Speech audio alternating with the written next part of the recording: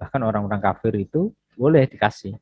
Dan kita masyhur kan dengan kisah Rasulullah betapa kemudian saat apa namanya di Madinah itu pojokan kota selalu menyuapin yang selalu ngoceh, yang misuh-misuh, Muhammad Nabi palsu, Muhammad adalah pembohong dan seterusnya, padahal sedang disuapin oleh Rasulullah dengan penuh kelembutan.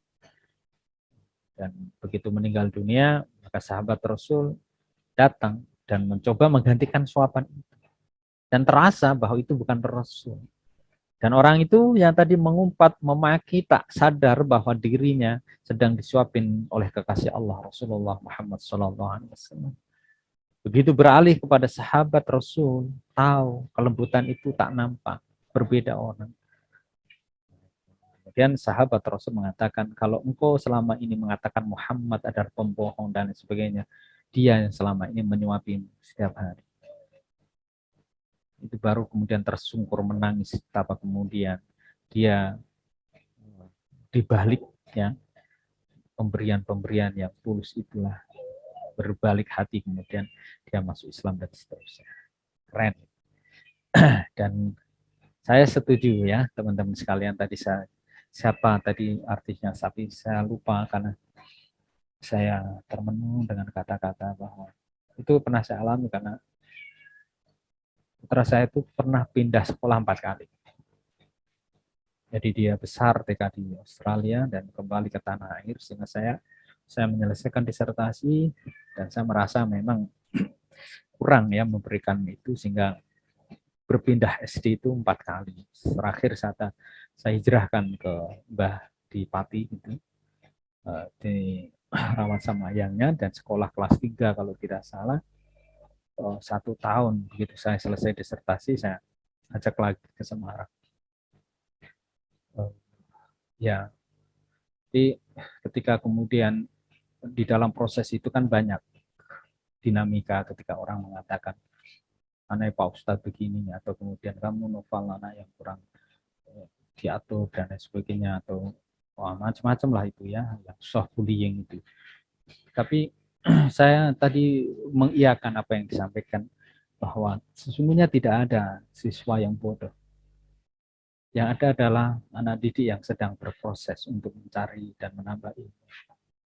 Dan juga tidak ada guru yang sesungguhnya galak, tetapi dia sedang ingin memotivasi, mencari satu pola yang cocok untuk siswanya atau mahasiswanya.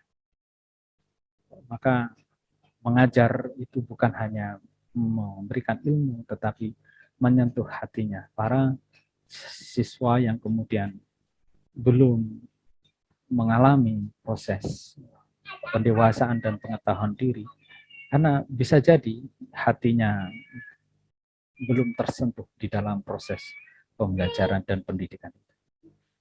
Nah, itu yang kemudian menyentuh betapa saya melihat perkembangan dulu anak yang pindah 4 kali itu mengalami berbagai dinamika ya, dari gurunya juga gitu, pernah disiram di kelas, saya sampai tiduran di kelas itu, saya gelar sajadah sholat di kelas itu. Ya Rob, ini kalau memang salah saya sebagai orang tua, ampuni saya. Dan saya yakin tidak salah anak saya, tetapi mungkin dia sedang ingin berekspresi, tetapi itu bertolak belakang atau belum sesuai dengan apa yang kemudian menjadi keinginan gurunya, sehingga dia lalu disiram di kelas itu dan kita pindah sekolah lagi. Ya alhamdulillah, saya juga tak menyangka ketika kemudian proses dengan segala dinamika itu, lalu dia berkenan sekarang di pesantren menghafalkan Al-Quran, dan alhamdulillah tumbuh kembang dengan baik. Artinya apa? Bahwa teman-teman sekalian, di dalam proses kita hidup ini, berbagi kasih sayang itu menjadikan tatanan-tatanan yang penuh ketidaksukaan itu menjadi lebih harmoni. Nah, bolehkah kemudian riswah menyuap di dalam kondisi itu? Namanya bukan riswah, tapi memberikan hadiah. Mbak Fia misalnya, ya oleh Mbak Astika, kok kayaknya Mbak Fia kurang suka dengan saya. Ya Mbak Astika kasih hadiah, kirimin mukena, ya kirimin roti, ya. Lalu paketin apa ya Mbak Tuti Alawiah gitu. kirimin tuh paket yang sekarang lagi ada anggur ya, delivery gitu ya dengan duren atau apa ya, atau kemudian Mas Ahsan Fus itu kirimin dia kopiah, songkok, baju koko dan sebagainya, itu bagian dari hadiah, karena hadiah yuqarribu ila mahabbah, hadiah itu mendekatkan kepada kecintaan gitu. Dan jangan kemudian sepihak itu begitu mau ujian skripsi pengujinya dikasih hadiah sebelum ujian, nah itu boleh, bukan, itu namanya gravitasi atau apa, kok hukum gratifikasi ya, itulah pokoknya tidak tepat gitu. Dan saya pernah menolak roti pemberian dari mahasiswa di meja ujian skripsi. Nah, itu kurang pas ya. Jadi sebelum ujian dikasih, Pak, lo ini apa? Pak, inilah gitu. Ya boleh, tapi jangan sekarang. Nanti kalau sudah selesai lulus, bawa makanan. Terlalu lama Pak, ya sudah, ujian dulu skripsi.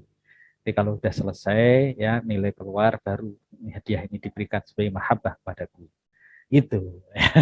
Jadi ada bedanya antara menyuap ya Mas Hasan ya, sebelum skripsi rampung, pembimbing atau penguji skripsi terutama jangan dikasih sesuatu itu untuk kelihatan kurang cakep ya. Ya, jadi diberikan setelah itu. Oke.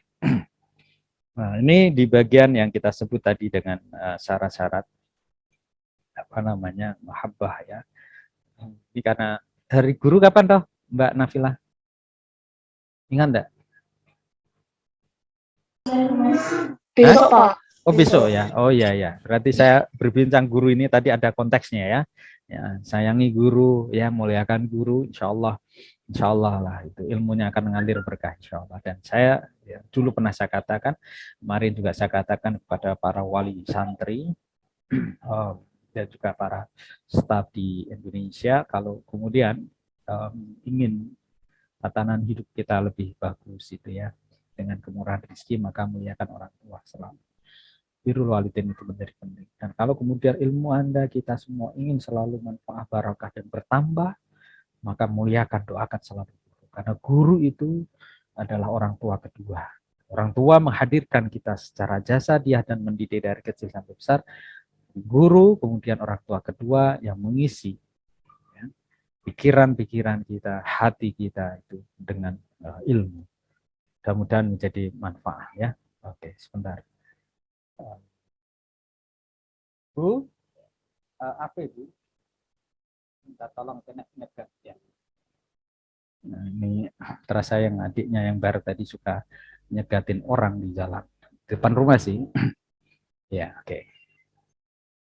Jadi teman-teman sekalian kita lanjut ya. Nanti ini siapkan teman-teman sekalian. Kita kuliahnya kita sampai jam berapa ya Mbak Devi, sampai agak lupa saya. 10.40 ya. 10.20 ya. 10.10 ya. Nah, ini nanti kita sampai jam 10 kurang 10 enggak apa-apa lah ya, biar teman-teman tadi dari setengah 6 ya, enggak terlalu capek. Oke, kita sudah lumayan berjalan. Ibah ya, silakan disiapkan pertanyaan dari apa yang kemudian saya sampaikan. Nanti terakhir saya sampaikan wakaf sedikit ya kalau ada waktu. Barang hibah itu telah ada. Jadi kalau belum ada jangan dikasihkan. Mau ngasih burung tapi burungnya masih terbang, jangan. Ya, barang yang kemudian masih di luar itu ya nanti malah kebebanan. Barang dibahkan itu barang yang syah secara syar'i. Jangan ngasih kemudian narkoba, minuman keras ya. Atau lagi yang sekarang lagi kontekstual dengan permen ya, peraturan menteri tentang pelecehan seksual misalnya kan, itu ada yang aktual tentang kondom gitu. Ngasih kondom kok belum nikah, itu berarti ujung-ujungnya salah gitu. Yang mau dijual ya Pak, oh ya kalau jelas dijual tidak apa-apa ya gitu. Tapi kalau kemudian enggak gitu, we speak about the reality gitu. Jadi teman-teman kalau saya katakan ini sebagai sebuah knowledge, bukan sebagai sebuah dorongan atau apa namanya ya sesuatu yang yaki untuk diperbincangkan gitu. Nah, that's our reality. Jadi memang beda tradisi kita di Indonesia sebagai East people itu berhubungan dengan Western people, orang-orang Timur itu lebih santun mestinya. Jadi kalau kadang ada orang yang kok agak separuh nggak pakai jilbab atau kemudian membuka aurat itu aneh gitu. Dan itu lalu busana barat gitu. Kalau orang timur pakai kemben itu masih agak inilah karena itu baju tradisi ya, atau kemudian apa namanya di baju-baju tradisional gitu ya di Kalimantan kah atau kemudian di wilayah-wilayah tertentunya, kecuali misalnya gimana Koteka Pak? Tidak komentar saya, tapi maksud saya adalah ketika masih di dalam ranah kita sebagai orang timur ya pakai itu. Kalau orang barat ya udah bilang sediakan kondom biasa, kita masih tabu. Dan saya kira mentabukan itu baik. Kecuali orang yang sudah suami istri mau kontrasepsi yang natural dengan kondom, it's fine. Karena Rasulullah juga membolehkan itu. Kan, gitu. Bahkan kontrasepsi dengan cara inzal, dikeluarkan di luar. Ya, itu boleh. Gitu. Daripada kemudian ketika dia KB semakin gemuk karena pakai kondom dan lain sebagainya, atau misalnya IUD dan lain sebagainya. That's about the apa ya, biologi speaking ya tentang itu. Tapi saya ingin mengatakan bahwa teman-teman sekalian memberi barang yang diharamkan itu tidak boleh. Bagaimana dengan anjing kayak kemarin bahasan kita, buaya, ya itu kan tergantung fungsinya gitu ya. Nah, harta yang dipindahkan itu telah terpisah dari harta penghibah. Jadi kalau masih nempel ya tolong diselesaikan. Ngasih tanah, tanah itu masih nempel dengan warisan yang lain. Nah itu hati-hati, biasanya konflik nanti. Harta yang dibahkan itu ya termasuk barang yang menjadi milik sah, bukan milik yang kemudian masih bersama. Tanahnya warisan belum diwaris, itu sudah dibahkan, ya dan lain sebagainya. Nah ini saya tuntaskan dulu ya sampai hibah biar enak. Hibah bersyarat. Apabila biar dikatakan dengan satu syarat, seperti pembatasan penggunaan barang oleh pihak penghibah kepada pihak penerima hibah, maka syarat tersebut tidak sah. Sekalipun hibahnya sah. Gitu. Hibah umrah atau manfaat, hibah bersyarat dalam bentuk bahwa seorang yang dibolehkan memiliki sesuatu yang semula milik penghibah selama penghibah itu masih hidup, itu boleh mengambil manfaatnya ya, termasuk hibah yang rukbah, pemberian bersyarat. Jika syarat itu ada maka harta itu menjadi milik menerima hibah, dan bila syarat tak ada maka harta itu kembali kepada pemberi hibah. Ini beberapa. Nah, terakhir nih di bagian pembahasan sedekah dan mal farqu baina sedekah wa hadiah. Hibah merupakan pemindahan langsung seorang kepada yang diberi dengan hadiah, pemberian tanpa imbalan bertujuan untuk memuliakan, lebih kepada memuliakan. Misalnya someone ya give to Mbak Nina Hussein ya something gitu, hadiah. Kemarin teman saya dari Kalimantan Jatiwaringin, dia di sosmed sih, itu satu kelas dulu di Jogja, beliau juara 1 nasional untuk tahfiz. Kemarin perempuan ya, perempuan. Dapat hadiah sekian puluh juta itu. Nah itu sebagai sebuah pemuliaan, memuliakan karena dia habis ya dan dapat hadiah juara 1 nasional lagi levelnya kan, MTQ atau MHG, MTQ kalau misalnya. Sedekah itu lebih mengingatkan dengan harapan akhirat. Jadi orang yang dapat sedekah bisa karena kesetaraan pemberian, ketulusan orang yang ngasih. Tapi kalau hadiah itu ada unsur ya pemuliaan. Jadi kalau Mbak Umi Nurul Jannah ya jenengan dikasih Mbak Devi, nah itu hadiah, berarti jenengan dimuliakan. Makanya tadi itu kasihlah hadiah. Karena hadiah itu mendekatkan kepada mahabbah. Gitu ya. Nah, kalau ditarik bagaimana? Ya macam-macam lah, ada yang haram, ada yang ini. Tapi karena dilihat dari basic hadis atau basic hadirnya ya barang yang sunnah, ini hadiah sedekah kan sunnah, maka juga kemudian baiknya nggak usah ditarik. Tapi kalau ditarik ya ini tadi, jumhur ulama berpendapat haram hibah yang telah diberikan, kecuali hibah yang diberikan itu diberikan orang tua kepada anaknya gitu ya. Pendapat ini dasarnya pada hadis Rasulullah. Saya kira itu ya. Dari ini nanti kalau dipanjangkan bisa panjang untuk di bagian hibah. Nanti kalau masih ada waktu silahkan kita diskusi, nanti saya tambahkan wakaf mungkin kalau ada. Silahkan Mbak Nila dan lainnya. Iya namanya ada Nila, ada Fatin ya. Ini jangan-jangan Mas Hasan biasa bangun jam berapa? Kalau enggak biasa terus kuliah jam 5:30, memang jam segini agak merampang ya. Agak puyeng-puyeng gimana, apalagi belum sempat sarapan. Teman-teman boleh kok sambil makan di kelas ini boleh. Kalau masih ada banyak dikirimkan juga boleh.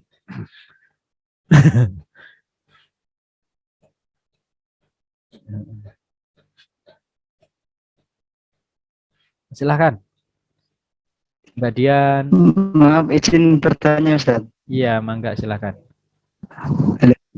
Ya, halo. Mengenai hibah, Mm-mm. apakah pemberian orang tua kepada anaknya itu bisa dikatakan hibah, Ustaz? Lalu, apakah bedanya hibah dengan nafkah? Terima kasih. Iya, baik. Ya, keren. Dan ini keseharian sama nanti antara istri dan suami kan, gitu. Jadi kalau nafkah itu adalah memberikan sesuai kadar kewajiban, sesuai kadar kebutuhan anak. Contoh, Mas Hasan kan dempel tuh. Kebutuhan anak kira-kira makan 1 bulan berapa? Ya, average-nya setiap bulan itu misalnya sekali makan taruhlah di desa ya 7.000 lah gitu ya. 7.000 kali 3 21.000. Oke. Nah, itu nafkah wajib tuh 21. Ya tambah jajan lah taruhlah 25. Jadi kalau nanti kuliah sehari dikasih uang misalnya 30.000, jadi 1 bulan dikirimin 1 juta. Wih, keren kan? Tapi kalau teman-teman itu dikasih bulanan 1 juta, saya singkat saya di Jogja itu dulu, tapi dulu sekali 98 itu 150. Ya, 150 seingat saya, karena nasi saat itu masih Rp500. Pakai telur itu, saya jarang minum teh kalau pagi. Karena teh sendiri juga harganya. Di kampus juga begitu biasanya. Saya teh kalau ke kantin jarang pesan. Nah terus maksudnya gimana Ustaz? Ya saya ke kantor aja bikin teh seduk sendiri. Ya kan kalau teh sekarang kan 2.000-an. Itu. Iya, jangan meremehkan 2.000, itu yang saya bilang sama anak. Wah, saku anak saya itu dulu, ketika yang SD tadi itu 15.000. Itu belum mandi nambah 3.000.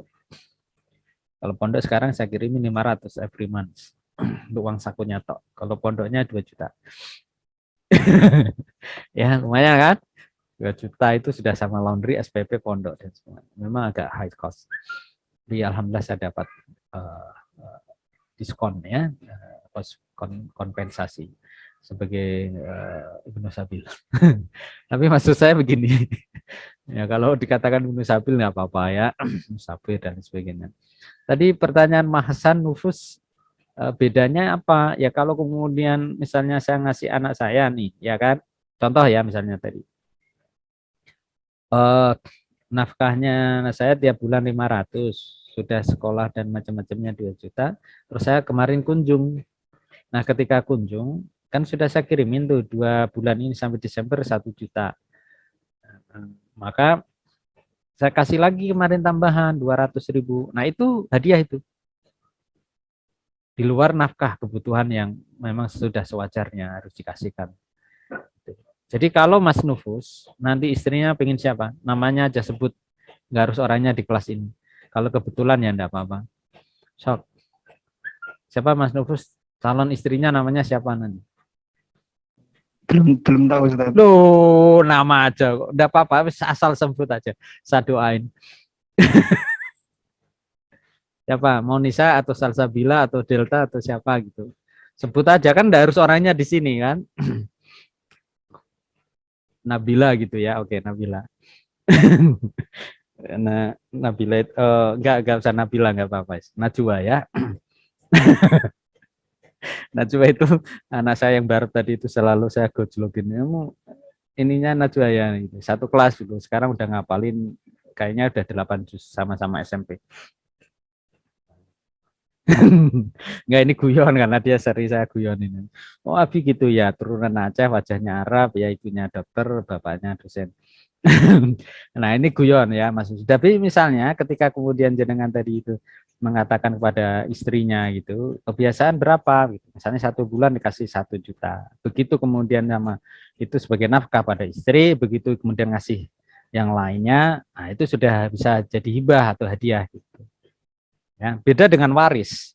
Nah, solusi menurut saya, walaupun kemudian baiknya tetap ilmu waris itu berjalan, kalau menghindari konflik yang lebih besar di dalam rumah tangga, seorang ayah yang punya anaknya 4, perempuan, laki, perempuan. Oke. Lalu ada beragam potensi warisan yang akan diberikan. Kalau kemudian nanti dilihat orang tua yang bisa melihat tatanan potensi itu konflik muncul, yang baru kayaknya tidak lebih kaya, perempuan. Ya, adiknya perempuan lebih kaya. Yang lagi adiknya lagi agak kurang kaya dan seterusnya, itu nanti bisa konflik besar. Orang tua tidak harus nunggu mati untuk membagikan itu. Udah dibagikan secara hibah.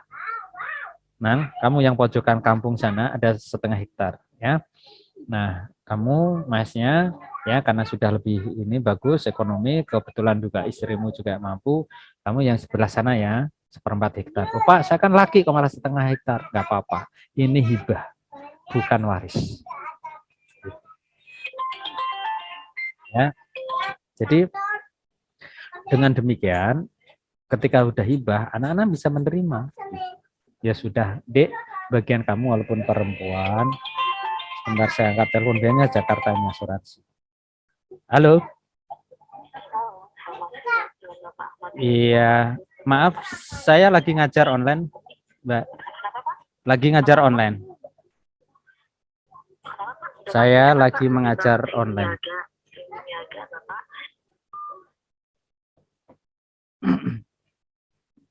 Ya, gitu biasanya 021 itu selalu nelpon menawarkan asuransi, saya terima tapi lalu kita sampaikan sedang ya. Oke. Tapi tadi sampai mana Mas Husnul? Ahsan Nufus. Sampai itu ya. Jadi berikan yang diwajibkan sebagai nafkah dan lainnya itu menjadi hadiah. Orang tua bisa memberikan hibah dan kalau syukur ada warisan ya boleh, misalnya masih ada itu diwariskan tapi sebelumnya sudah dikasih hibah, itu juga boleh.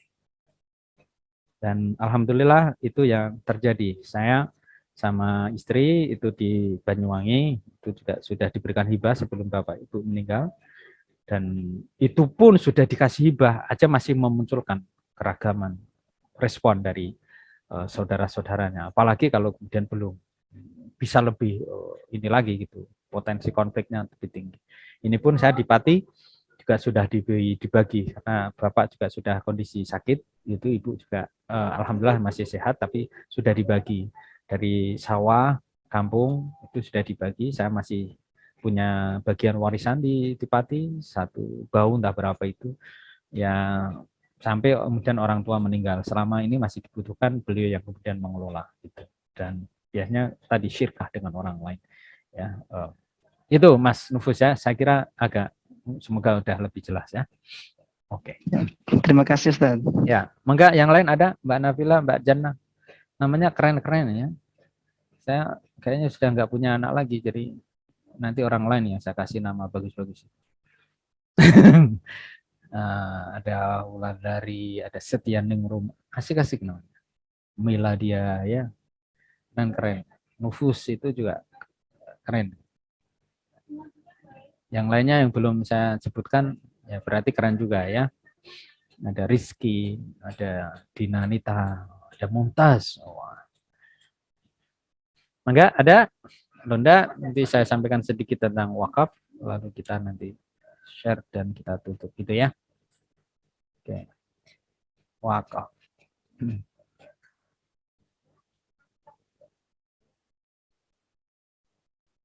Oke, ini yang sedang berjalan sekarang ini. Ya, saya izin ya, tadi saya sebutkan wakaf in English no words. Oke. We talk about wakaf ya. Wakaf. Langsung aja bahwa wakaf kita tahu syarat rukunnya ya. Wakaf menurut Imam Hanafi, menurut Imam Az-Zuhri ya, itu bahwa it is permissible to donate by making the dinas a business capital. Jadi kita pada konteks tadi memberi teman-teman sekalian, tadi saya contohkan satu kelas ini 100.000 itu mampu memunculkan tadi 200 juta di end of your lecturing of kuliah studies. 200 juta itu bisa diwakafkan secara tunai. Dan itu boleh, permissible. The profit from the business are then distributed to mauquf alaih. Ya, misalnya nanti 200 juta dipercayakan ke Unisula untuk mengelola sebagai yayasan wakaf gitu ya. Nah, dana itu abadi, 200 juta satu angkatan.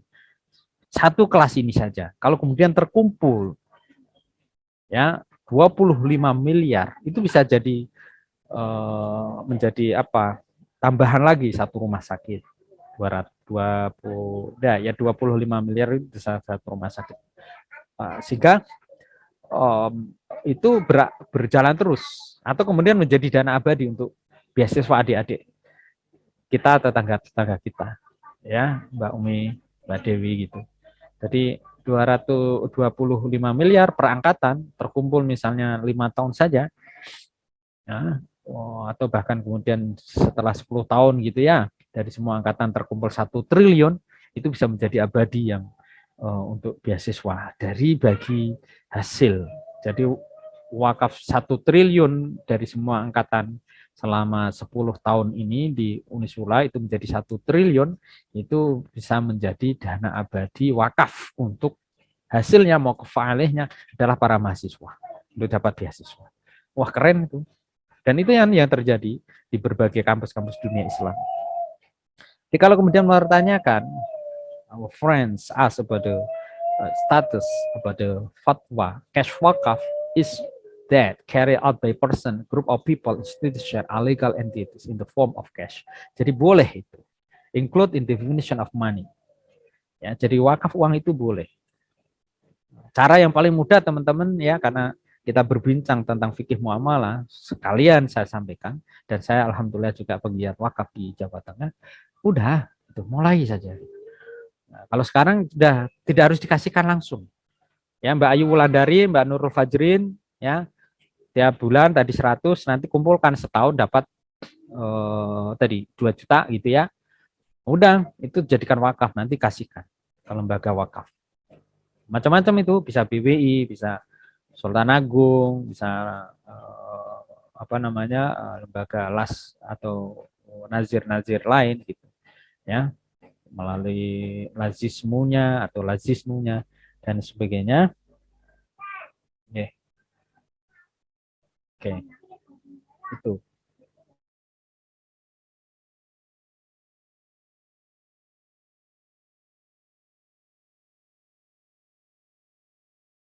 Teman-teman sekalian, the principle of cash wakaf must be guaranteed for its sustainability. It may be sold. Nah, ini dalam bahasa Arab kita adalah al-wakaf la yuba, ya, no sold, la yuba, la yuhabu, tidak boleh dihibahkan. Jadi Mbak Dewi kalau mau hibah orang jangan pakai harta wakaf, Mas Musyafi, ya, Mbak Dika, Mas Dika, ya, dan juga tidak boleh untuk dijadikan garansi gitu. Wakaf kok lalu jadi bahan jaminan, nah itu tidak boleh. Ya, ini persoalan di kisaran tentang wakaf ya tunai, sehingga teman-teman sekalian ketika kita mencoba menyoal tentang wakaf tunai ini sesungguhnya sangat permissible, sangat potensial. Tentu tidak bijak nanti kalau saya panjang lebarkan, karena pembahasan wakaf sendiri ini kalau di kampus Islam sekarang, maksudnya di Islam Studies yang murni, tidak seperti di Unisula, itu menjadi prodi. Keren ya, prodi wakaf. Dan saya sendiri dokter wakaf. Ya, ada prodi wakaf, ya, zakat dan wakaf, dan juga program doktor wakaf. Ya. Oke. Jadi ya Kak. Nih, ya, non sewu. Enggak, ya. Jadi itu teman-teman sekalian ya.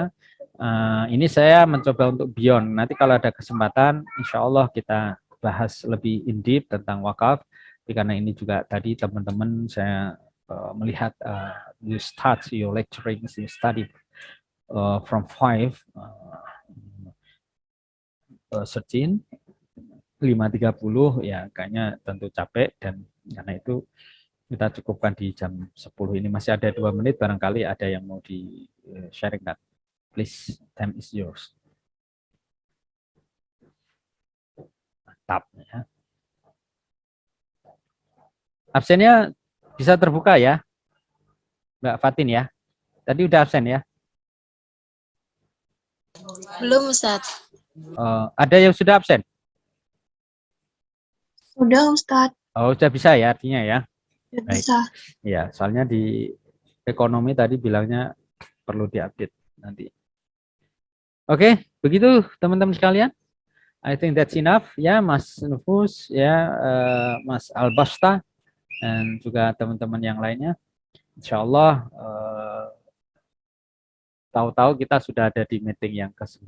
Kalau yang di fakultas lain sudah masuk ke meeting yang ke-11, yang artinya kemudian 3 kali meeting paling tidak kita perkirakan Desember nanti teman-teman sudah masuk ke semester next-nya, semester 4 ya.